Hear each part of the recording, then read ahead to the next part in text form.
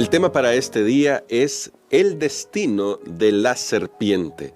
Y vamos a descubrir que aquí hay un gran mensaje de Dios para nosotros, no solamente porque, como ya destacaba nuestro pastor Aniper el día de ayer, Dios se acerca y Dios no se rinde, sino porque además de no rendirse con nosotros, ha abierto un camino de esperanza. Así que ya vamos a llegar a estos temas, vamos a buscar la dirección divina para la reflexión de hoy.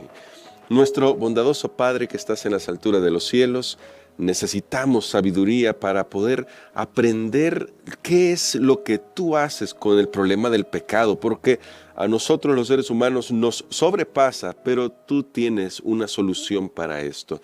Lo pedimos en el nombre de Cristo Jesús. Amén.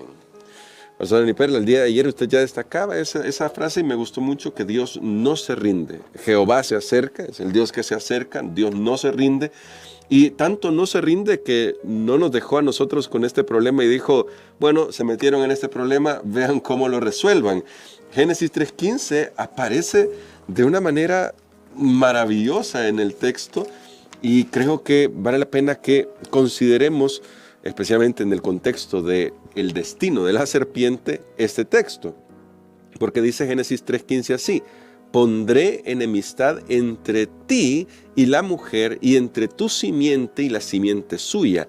Esta te herirá en la cabeza y tú la herirás en el talón. Parece, pastor, que aquí Dios ya da una sentencia. Y tal vez algunos se preguntarán, ¿por qué a la serpiente no le hizo las preguntas que le hizo a Adán y Eva? ¿Y por qué ahora va con la serpiente y da una sentencia de forma tan directa? Que de hecho no hemos leído toda la sentencia, que comienza en el verso 14. Así es. Bueno, creo que estamos tocando los puntos esenciales en esta lección. ¿Y por qué Dios se dirige a la serpiente, que sabemos que en realidad no es el animal, Claro, sino que quien está detrás es Satanás? Satanás se ha disfrazado de la serpiente, pero es él el que incluso usó a este animal que era no era un pobre animal, era el animal más destacado, podemos decir, ahí en el jardín del Edén. ¿Por qué Dios no le hace pregunta a la serpiente? Porque la serpiente sabía lo que hacía. Adán y Eva no sabían, ellos eran inocentes. Recordemos que la serpiente procura la desnudez de ellos, es su meta, alejarlos de la inocencia. Qué triste, qué lástima cuando se pierde la inocencia, hermano Gerson. Por eso hay terrenos, y ayer hablábamos, hay cosas que nunca hay que meterse. Nunca pierda la inocencia, nunca perdamos la inocencia, nunca nos metamos en terrenos que nos llevan a esa pérdida de la conciencia, de la bondad, de la amabilidad. Pero aquí tenemos algo. Dios tampoco discute con la serpiente. Y esto a mí me llama la atención. No se pone de tú a tú, porque Dios es superior. Dios no discute con la serpiente, y lo vemos hasta el final de la Biblia. Dios lo que hace es sentenciarlo. Allá incluso en el libro de Judas dice que cuando Miguel procuraba llevarse a Moisés, que lo había resucitado, y dice que no contendió contra Satanás. Claro que no. Porque Satanás estaba reclamando por qué Jesús estaba resucitando a Moisés y se lo iba a llevar para el cielo. Dios no discute. Quiere decir que usted y yo tampoco tenemos que discutir con el enemigo. Amén. Si Dios no lo hace, mucho menos nosotros. Si Dios que lo puede hacer, pero no lo hace, no discuta con el mal, no discuta con el enemigo. Cuando estemos enfrente de la tentación, no nos pongamos a hablar con la tentación. Pero hay otra cosa que podemos observar, y es que en la caída hay un orden. Ahí está la mujer que va al árbol, ahí está la serpiente que engaña a la mujer, y ahí está el hombre. Pero ahora Dios comienza con la serpiente y le da la sentencia, porque al final es quien sabe lo que está sucediendo. Y entonces en esta sentencia nosotros podemos ver, tal vez podemos leer el versículo 14, sí, claro, para ver la sentencia que recae sobre la serpiente. Bueno, el primer versículo de esta sentencia dice, en verso 14, y Jehová Dios dijo a la serpiente, por cuanto esto hiciste, maldita serás entre todas las bestias y entre todos los animales del campo, sobre tu vientre te arrastrarás y polvo comerás todos los días de tu vida. Muy bien, en todo el pasaje de Génesis capítulo 3, ahí tenemos dos cosas que son maldecidas. Número uno es la serpiente y número dos la tierra. El hombre y la mujer no. Demos Amén. Gracias a Dios por eso, Amén. porque la maldición significa estar fuera de la esfera de la bendición. Y Dios maldice directamente a la serpiente, no al hombre, no al ser humano. Y maldice, por supuesto, la tierra, que es donde la serpiente se arrastrará. Dios hace juicio contra la serpiente. Dios no le tiene miedo a la serpiente. Dios directamente hace juicio. Hace juicio también contra nuestros primeros padres. ¿Por qué? Porque este es un tema que ayer iniciamos. Cuando Dios llega allí donde ellos han cometido su pecado, Dios está actuando como un juez, porque Dios tiene derecho, está haciendo un juicio, está haciendo las preguntas, está haciendo como un fiscal. Él tiene todo el derecho de venir y pedir cuentas a su creación. Y en este caso, pastor, está haciendo un juicio investigador, porque está primero poniendo el panorama. Es correcto, él está ahora queriendo, bueno, ya vimos ayer que cuando hace las preguntas al hombre es para prepararlo para esta promesa muy linda que está en Génesis 3:15, pero en el tema del juicio vemos que a lo largo de toda la Biblia Dios se va a acercar para hacer juicio con Caín, en el diluvio, en la torre de Babel, y bueno, y lo podemos ver a lo largo de toda la Biblia. Así que el juicio es real, Dios tiene todo el derecho. Hay personas que andan por ahí y dicen, no, yo hago lo que yo quiero, a mí nadie me dice nada. Bueno. Por ahora, usted puede ser que su esposa, su esposo, sus padres, su jefe, puede ser que no le diga nada, pero acuérdese que Dios vendrá siempre en juicio. Pero esta idea del juicio ahora tenemos que conectarla con la esperanza. A la serpiente no se le dio ninguna esperanza, se la maldice directamente. Y en Génesis 3:15, de todo el capítulo de Génesis 3, solo hay una sombra de esperanza, solo hay una luz, una salida, y es el versículo 15. De ahí todo lo demás es un relato triste, lastimosamente, pero el versículo 15 nos dice que ahora Dios, y aquí tal vez no vamos a poder hacer todo el estudio, pero ahora Dios promete a alguien, porque cuando dice simiente, no habla de muchos, sino que Dios promete a alguien que va a aplastar la cabeza de la serpiente o de Satanás.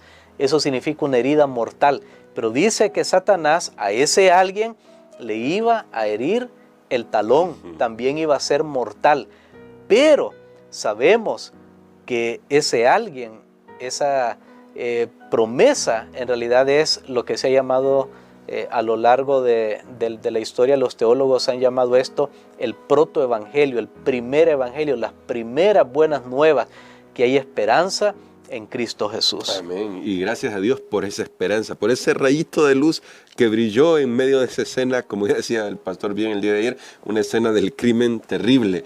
Pero ahora, pastor, este texto además presenta un alto costo, tanto para Dios como para la humanidad. Usted ya destacaba lo de la mordida en el talón. Ahora, a propósito de eso, del alto costo que significa para Dios y para la humanidad, ¿cómo se ve acá la realidad? ¿Cómo Dios le está mostrando a Adán y Eva y luego a nosotros a través de este texto la realidad del gran conflicto que está detrás de todo esto? Considerando que luego tenemos pasajes que nos ilustran, que nos muestran a Jesús que participa de carne y sangre, eso lo estudiamos en el libro de Hebreos el trimestre pasado, considerando Apocalipsis capítulo 12, que habla del dragón persiguiendo ya a la mujer, ya como un símbolo, a la mujer como un símbolo, que es el pueblo de Dios, persiguiendo a sus hijos. ¿Qué está tratando de decirnos Dios respecto a la realidad de lo que iba a comenzar a enfrentar la humanidad a partir de ahí y del costo que tendría tanto para Él como para nosotros? Bueno, el costo para Dios es altísimo, sí, porque aquí Dios lo que está diciendo es que Él se iba a enfrentar directamente a la serpiente. Amén. Vean que no lo hacemos nosotros, no podemos. Si Dios hubiera dejado al hombre a su propia suerte, jamás hubiéramos podido escapar de la servidumbre del pecado. De hecho, la palabra enemistad que aparece ahí, enemistad pondré, Dios ha hecho que a pesar que el pecado nos llama la atención y nos engaña, pero Dios ha hecho que sea repulsivo. Aún el borracho, para poner un ejemplo, que está tirado en la calle, él no quisiera estar así. El drogadicto, él se aborrece y dice, ¿por qué? No puede dejar de hacerlo porque está intentando solo, sin Cristo. Claro. Pero a la vez que lo hace, no se siente bien, no se siente satisfecho. Gracias a Dios que le ha puesto esa enemistad del ser humano hacia el pecado, porque si no, el pecado solo nos llamaría la atención y no quisiéramos buscar el bien. Pero también eso tiene grandes implicaciones, porque esa simiente, grandes implicaciones para la humanidad, esa simiente que es un él, porque aquí hay un cambio, me llama la atención. Pondré enemistad entre ti y la mujer, entre tu simiente y la simiente suya, o sea, la simiente de la serpiente y de la mujer. Esta te herirá en la cabeza y tú le herirás en el talón. Esta, en español decimos esta, pero literalmente está diciendo él te herirá. Y ahora habla en singular, él, y esa simiente se refiere a Cristo Jesús. Pero para que esa simiente naciera, la mujer tendría que dar a luz, cosa que veremos más adelante, y obviamente todo eso iba a tener implicaciones. El Salmo 110 es un salmo mesiánico, donde solo allí, en ese salmo y en Génesis 3, se utiliza esa expresión de pondré enemistad. Allá dice poner a los enemigos por estrado de los pies, y es interesante que es un salmo mesiánico. Todo eso nos hace ver que la simiente de la mujer que iba a derrotar al enemigo era uno, y sabemos que ese uno es Cristo Jesús. Amén. Y gracias a Dios por eso, pastor. Gracias por la venida de nuestro Señor Jesucristo, la primera venida. Y nosotros que estamos estudiando estos temas, nos estamos preparando para la segunda venida de nuestro Salvador. Así que, hermanos, amigos, amigas, necesitamos poner nuestras vidas en las manos de Dios. Él ya abrió la puerta de esperanza.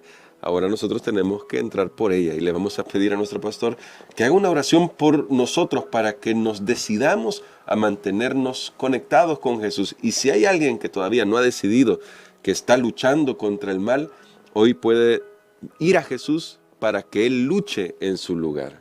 Amén. Padre, te damos gracias, Señor, por la promesa de esperanza, por la promesa de salvación.